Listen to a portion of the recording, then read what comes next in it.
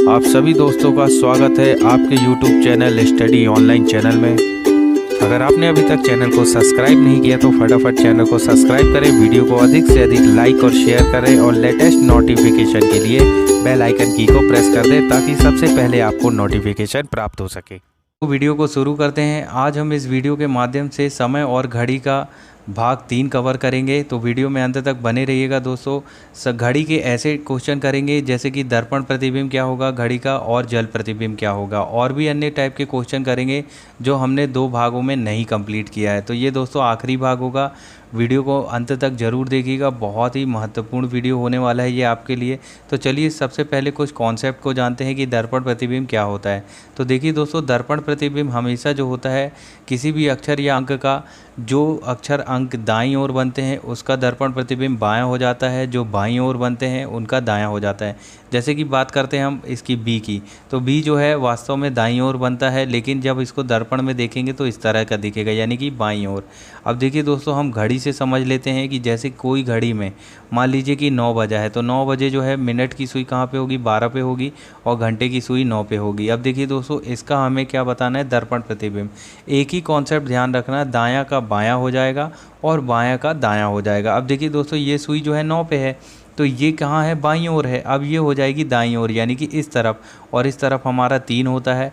और जो मिनट की सुई है, यानी कि इसका बायां और दायां करने के बाद भी इसकी जो स्थिति है वो चेंज नहीं होगी। जैसे कि मान लीजिए ए एक अक्षर है, अब आप उसको दायां कर दीजिए या बायां कर दीजिए, ये अक्षर हमेशा ही ऐसा ही बनेगा।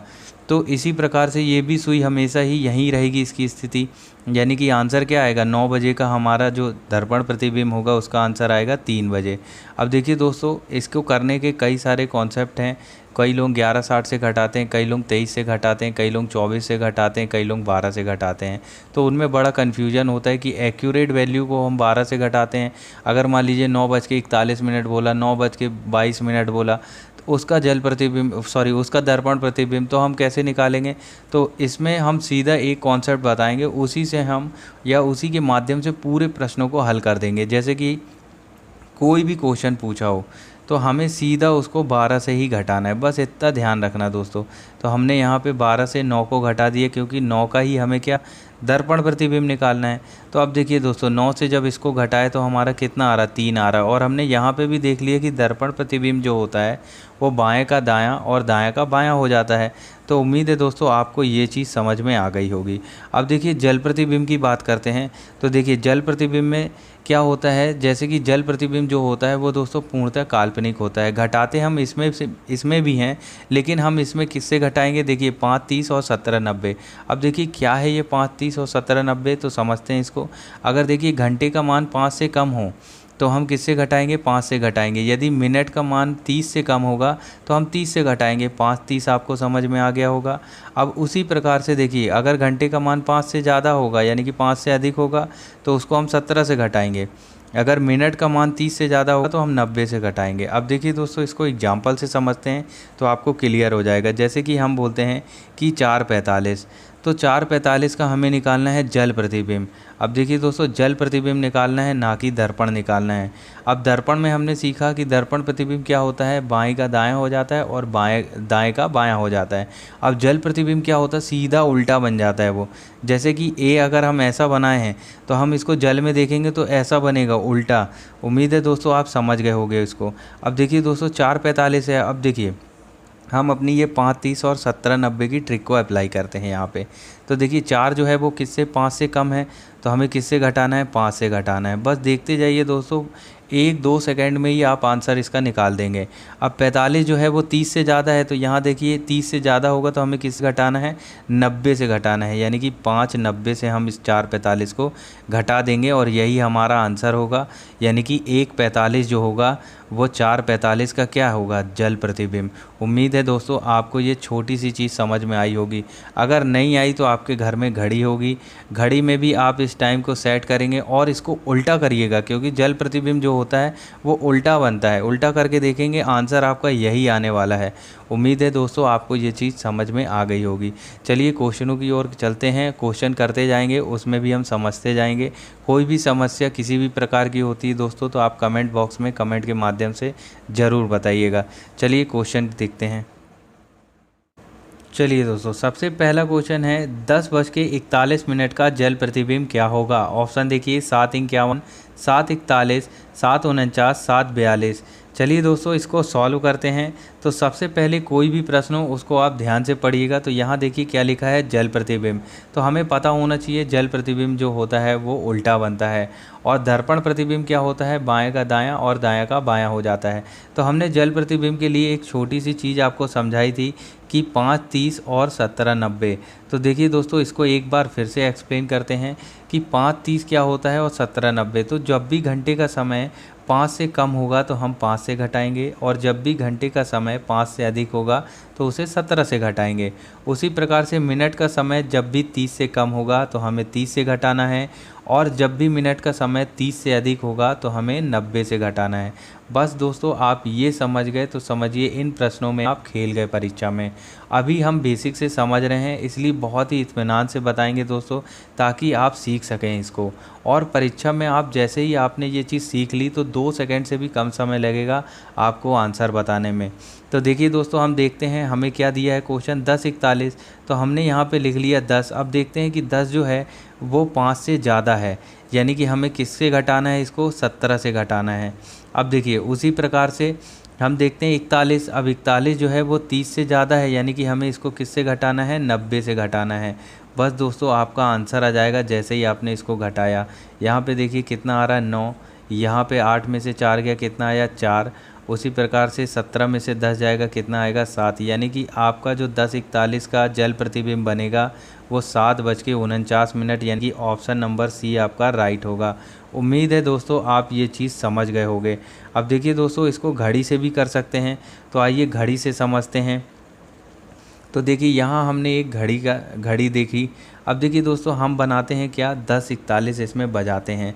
तो 10:41 के लिए आपको पता होगा कि घंटे की सुई जो है वो 10 और 11 के बीच में होगी, और मिनट की सुई जो है वो 8 से थोड़ा सा आगे होगी, 1 मिनट के अंतराल पे। अब देखिए दोस्तों, ये हमने बजा दिया कितना, 10:41। अब हमें पता है कि जो जल प्रतिबिंब होता है वो उल्टा बनता है। हर क्वेश्चनों को इस टाइप से सॉल्व नहीं करेंगे, हमें ट्रिक लगाना है 5, 30 और 17, 90। ये मैं आपको इसलिए बता रहा हूँ कि कुछ हमारे मित्र होंगे, भाई होंगे, दोस्त होंगे, उनके घर में गोल घड़ी नहीं होगी और उनको डाउट हो रहा होगा कि असली में ये चीज़ है भी या नहीं है। हो सकता है उनके यहाँ डिजिटल घड़ी हो। तो जिनके यहाँ गोल घड़ी हो आप उनको उल्टा करके ज़रूर देखिएगा, आपका आंसर ज़रूर आएगा। तो देखिए दोस्तों, इसको अगर हम उल्टा करते हैं तो यहाँ पे नीचे हमारा 12 आ जाएगा, ऊपर आ जाएगा 6। अब देखिए दोस्तों, उसी प्रकार से यहाँ 1, यहाँ 2, यहाँ 3, यहाँ 4, यहाँ 5, यहाँ 6 हो गया, तो यहाँ 7 हो जाएगा। उसी प्रकार से 8, 9 की स्थिति वही रहेगी, ये 10 हो जाएगा और ये 11 हो जाएगा। अब देखिए दोस्तों, आप कितना बज रहा है, जब ये समय इस तरफ होगा तो देखिए ये क्या होगा, ये इस तरफ होगा, यानी कि यहाँ पे आ जाएगा 7 और 8 के बीच में। और जब ये इस तरफ जाएगा तो देखिए दोस्तों, ये 10 और 11 के बीच में होगा, यानी कि आपको पता चल गया कि आंसर कितना आ रहा है, 7:49 आ रहा है, और यही आपका आंसर होगा। उम्मीद है दोस्तों आप ये छोटी सी चीज़ समझ गए होंगे। चलिए नेक्स्ट क्वेश्चन की ओर चलते हैं। नेक्स्ट क्वेश्चन है, यदि घड़ी में 7:12 बज रहा हो तो उसको दर्पण पर देखने में क्या समय होगा। ऑप्शन देखिए 4:10, 4:25, 4:48, 4:50। चलिए दोस्तों, इसको सॉल्व करते हैं। तो सबसे पहले हमें देखना है पूछा क्या है, तो उसने दर्पण पूछा है। तो हमें पता है कि दर्पण के लिए एक ही कॉन्सेप्ट, हमें 12 से ही घटाना है। तो हमें 12 से किसको घटाना है, 7:12 को। अब देखिए दोस्तों, यहाँ पर एक चीज़ ध्यान से समझिएगा कि हम घटा कैसे रहें। यहाँ पर देखिए 12 है, तो देखिए 12 से हमें घंटे से घंटे को घटाएंगे तो कितना बचेगा, 12 में से 7 गया, कितना बचा आपका, 5 बचा। यहाँ पे 5 बच गया। याद रखिएगा हमने किससे घटाया है, घंटे से घंटे को घटाया है। अब मैं 5 को क्या लिख सकता हूँ भाई, 5 को लिख सकता हूँ 4:60 लिख सकता हूँ। अब 4:60 में से हमें क्या घटाना है, 12 को घटाना है। बस आप 12 को घटा दीजिए, आपका आंसर आ जाएगा। यानी कि कितना आ जाएगा, यहाँ देखिए कि 10 हो गया, 10 में से 2 गया, कितना बचा, 8। और यहाँ 5 में से 1 गया, 4 बचा, और ये वाला 4। यानी कि आपका आंसर आ रहा 4:48। उम्मीद है दोस्तों आप समझ गए होंगे, आंसर ऑप्शन नंबर सी आपका राइट होगा। अब देखिए दोस्तों, कई लोग इसको 11:60 से भी घटाते हैं और उससे भी आएगा आंसर। मैं नहीं बोलता कि नहीं आता, क्योंकि जब भी वैल्यू रहेगी, आप ये भी समझ लीजिए कि जब भी कोई वैल्यू जो है एक्यूरेट नहीं रहेगी, उसको 11:60 से घटा दीजिए, और जब भी कोई वैल्यू एक्यूरेट रहेगी, जैसे कि 9 बजे का, 11 बजे का, 1 बजे का, 2 बजे का दर्पण प्रतिबिंब बताना है तो उसको 12 से घटा दीजिए। लेकिन ये कॉन्सेप्ट जो है सीधा 12 से घटाओ, ना 11:60 का झंझट लेना है, न 23 का झंझट लेना है, न 23:60 का झंझट लेना है। यहाँ हम सीधा किससे घटा रहे हैं? 12 से। बस घटाते समय एक बात का ध्यान रखना है कि हमें घंटे से घंटे को घटाए पहले, तो हमारा कितना आया? 5 आया। अब 5 को मैं लिख सकता हूँ 4:60, क्योंकि भैया हमें मिनट भी तो घटाना है। अब यहाँ पे हासिल नहीं ले लेना कि ये जो है 100 हो जाए, नहीं तो आपका गलत हो जाएगा। तो यहाँ पे जब हमने घटाया तो हमारा आ रहा 4:48। अब देखिए दोस्तों, इसको चेक भी कर सकते हैं। अगर किसी दर्पण में आपको 4:48 बज रहा है तो वास्तविक समय कितना हो रहा होगा? तो अब हम इसको 12 से डायरेक्ट घटा के भी देख सकते हैं। तो हमने लिखा यहाँ 4 और यहाँ लिखा 48। तो हमने क्या बोला था? घंटे से घंटे को घटाना है। तो कितना आ रहा है? यहाँ 8 आ गया। अब देखिए 8 को मैं क्या लिख सकता हूँ? 7:60 लिख सकता हूँ, यानी कि 7:60, क्योंकि हमें ये 48 भी घटाना है। हमने यहाँ पे 48 घटा दिया। तो हमारा आंसर क्या आ रहा है? 7:12 आ रहा है, यानी कि वास्तविक समय ये हो रहा होगा। और जब वास्तविक समय ये हो रहा हो तो दर्पण पे ये समय हो रहा होगा। उम्मीद है दोस्तों आप ये छोटी सी चीज़ समझ गए होंगे। और दोस्तों 11:60 से भी घटाते हैं, और 23:60 से भी घटाते हैं, 24 से भी घटाते हैं। मैं नहीं बोलता, लेकिन मैं वो चीज़ बताता हूँ, वो कॉन्सेप्ट बताता हूँ जो शुरू से लेके अंत तक चले। तो इसको ध्यान में रखिएगा। 12 से हम सभी को घटा के भी निकाल सकते हैं। चलिए नेक्स्ट क्वेश्चन की ओर चलते हैं। चलिए दोस्तों, नेक्स्ट क्वेश्चन है 3:40 का जल प्रतिबिंब व दर्पण प्रतिबिंब क्या होगा? ऑप्शन देखिए, 2:50, 8:20, 8:20, 5:50, 7:20 व 5:40, 7:50 व 8:30। चलिए दोस्तों, इसको सॉल्व करते हैं। बहुत ही जल्दी अब सॉल्व करेंगे। हमने सारे बेसिक चीज़ जो है वो सीख ली है। तो यहाँ पे देखिए हमको क्या बोला है? 3:40। सबसे पहले निकालते हैं जल प्रतिबिंब। अब देखिए दोस्तों, 3 जो है वो 5 से क्या है? कम है, तो हमें 5 लेना है। यानी कि घंटे का समय याद होगा आपको, 5, 30 और 17, 90। तो घंटे का समय 3 जो है वो 5 से कम है, इसलिए हमने 5 लिया। अब उसी प्रकार से मिनट का समय 30 से ज़्यादा है, तो हम क्या लेंगे? 90 लेंगे। बस दोस्तों आ गया आपका आंसर। ये क्या आएगा? आपका जल प्रतिबिंब आएगा। यानी कि 90 में से 40 घटाए अपने 50, और 5 में से 3 गया 2, यानी कि 2:50 जो होगा वो आपका जल प्रतिबिंब होगा। अब देखिए दोस्तों, ऑप्शन देखते हैं तो option number A he right होगा। दूसरा वाला आपको चेक करने की ज़रूरत ही नहीं। तो यहाँ आपका क्वेश्चन जो है वो सॉल्व हो गया। लेकिन हम दर्पण प्रतिबिंब भी देखते हैं, इसका क्या होगा। तो अब देखिए दोस्तों, दर्पण प्रतिबिंब के लिए हमने एक कॉन्सेप्ट बताया था कि 12 से ही सीधा डायरेक्ट घटा दो, या तो आप इसको 11:60 से भी घटा सकते हैं, जो आपको अच्छा लगे दोस्तों। तो देखिए दोस्तों, 12 है तो हमने सबसे पहले लिखा यहाँ पे 3:40। 12 से घटाने के लिए हमें क्या करना पड़ेगा? घंटे से घंटे को घटाना है। तो यहाँ पे कितना आएगा? हमारा 9 आएगा। ध्यान रखना दोस्तों, पहले घंटे से घंटे को घटाना है, मिनट को हमें बाद में। अब 9 को हम क्या लिख सकते हैं? 9 को हम लिख सकते हैं 8:60। अब देखिए, अब क्यों लिखा हमने? क्योंकि हमें मिनट भी तो घटाना है। तो यहाँ पे 8:60 से हमें 40 को घटा देना है, हमारा आंसर आ जाएगा। यानी कि 8:40 में से 60 में से 40 गया तो कितना बचा? 20 बचा। अब देखिए दोस्तों, ये होगा हमारा क्या? दर्पण प्रतिबिंब। यानी कि ये देखिए 8, 20 और 2:50। उम्मीद है दोस्तों आपको ये चीज़ समझ में आ गई होगी। अगर दोस्तों वीडियो आपको अच्छा लग रहा हो तो वीडियो को लाइक कर दीजिएगा, और जो भी दोस्त वीडियो को पहली बार देख रहे हैं वो चैनल को सब्सक्राइब जरूर कर दीजिएगा। और दोस्तों, इसके 2 भाग जो हमने बताए हैं, एक ही कॉन्सेप्ट से हमने सारे एंगल निकाले हैं, और एक ही कॉन्सेप्ट से हमने समकोण की स्थितियाँ, समपाती की स्थितियाँ और विपरीत की स्थितियाँ, उनको भी कवर किया है। तो वो वीडियो भी घड़ी का ज़रूर देखिएगा, आपको फिर कभी घड़ी में कोई भी परेशानी, कोई भी दिक्कत नहीं जाएगी। चलिए नेक्स्ट क्वेश्चन देखते हैं। चलिए दोस्तों, नेक्स्ट क्वेश्चन है, यदि कोई दीवार घड़ी दर्पण पे 7:23 बजा रही हो तो उसका वास्तविक समय क्या होगा? ऑप्शन देखिए, 4:37, 5:37, 8:56, 7:42। चलिए दोस्तों, इसको सॉल्व करते हैं बहुत ही कम समय में। तो हमको पता है हमें किससे घटाना है? 12 से घटाना है। यहाँ लिखा हमने 7, यहाँ लिखा 23। अब देखिए घंटे से घंटे को घटाए तो कितना आया? यहाँ पे आ गया 5। अब देखिए 5 को हम क्या लिख सकते हैं? 5 को हम लिख सकते हैं कि 4:60। उम्मीद है दोस्तों आप ये चीज़ समझ रहे होंगे। अब यहाँ पे हमने घंटे से घंटे को घटा लिया। अब हमें किससे घटाना है? मिनट से घटा देना है। अब देखिए यहाँ पे 10 में से 3 जाएगा, कितना बचेगा? 7, और 5 में से 2 गया 3, और यहाँ पे कितना आ रहा हमारा? 4, यानी कि 4:37 हमारा राइट होगा, ऑप्शन नंबर ए। दोस्तों आप इसको 11:60 से भी घटा सकते हैं, डायरेक्ट आंसर आता है इससे भी। तो देखिए दोस्तों, इससे क्या होगा? 10 में से यहाँ पे 11:60 से क्यों घटा रहे हैं हम ये भी समझिए कि जब भी वैल्यू एक्यूरेट नहीं होगी, जैसे कि 7:23 हो रहा, 7:21 हो रहा, 8:12 हो रहा, एक्यूरेट नहीं है। अगर एक्यूरेट हो तो 12 से घटा दो, डायरेक्ट आंसर आ रहा। अगर एक्यूरेट नहीं हो तो 11:60 से घटा दो। लेकिन दोस्तों हम 12 से एक ही कॉन्सेप्ट लेके चल रहे हैं, जो भी आपको अच्छा लगे आप उससे घटा दीजिए। इससे भी घटाते हैं, आंसर आपका यही आएगा 4:37। तो आप चेक कर सकते हैं, देखिए 10 में से 3 गया 7, और यहाँ आ रहा है 5 में से 2 गया 3, और ये देखिए 11 में से 7 गया तो कितना बच रहा है, 4 बच रहा। तो दोस्तों चाहे आपको जो भी मेथड अच्छी लगे आप उसको ज़रूर अप्लाई करिएगा। चलिए नेक्स्ट क्वेश्चन देखते हैं। नेक्स्ट क्वेश्चन है, भारती की घड़ी में 12 की जगह एम अंकित है, 1 की जगह एन है और 2 की जगह पे ओ अंकित है, और इसी प्रकार क्रम जो है आगे चलता है, और 8:45 बजे मिनट की सुई किन दो अक्षरों के बीच होगी, हमें ये बताना है। ऑप्शन देखिए, एम तथा एक्स के बीच, वी तथा यू के बीच, डब्लू तथा वी के बीच, इनमें से कोई नहीं। दोस्तों इस टाइप के भी प्रश्न जो है क्लॉक से ज़रूर पूछे जाते हैं, तो चलिए इसको समझते हैं। बहुत ही आसान होते हैं ये प्रश्न। तो देखिए ये हो गई हमारी घड़ी। अब उसने क्या क्या बोला है, जो जो इंस्ट्रक्शन बोला है वो हमें बनाते चलना है। अब देखिए 12 की जगह उसने बोल दिया एम है, 1 की जगह उसने बोल दिया एन है, उसी प्रकार से 2 की जगह ओ, फिर P, Q, R, S, T, U, V, W, X, यहाँ तक उसने बोल दिया कि इसी प्रकार से जो अक्षर हैं वो क्रमशः क्लॉकवाइज हैं। अब देखिए क्या बोला है कि 8:54 बजे मिनट की सुई किन दो अक्षरों के बीच होगी। अब हमें पता है कि जब भी हम 8 बजाएंगे, 8:54 बजाएंगे, तो 8 और 9 के बीच में होगी कौन सी, घंटे की सुई। अब 54 के लिए देखिए यहाँ 50 है, यानी कि 4 और आगे चलना है, यानी कि मिनट की सुई यहाँ पे होगी।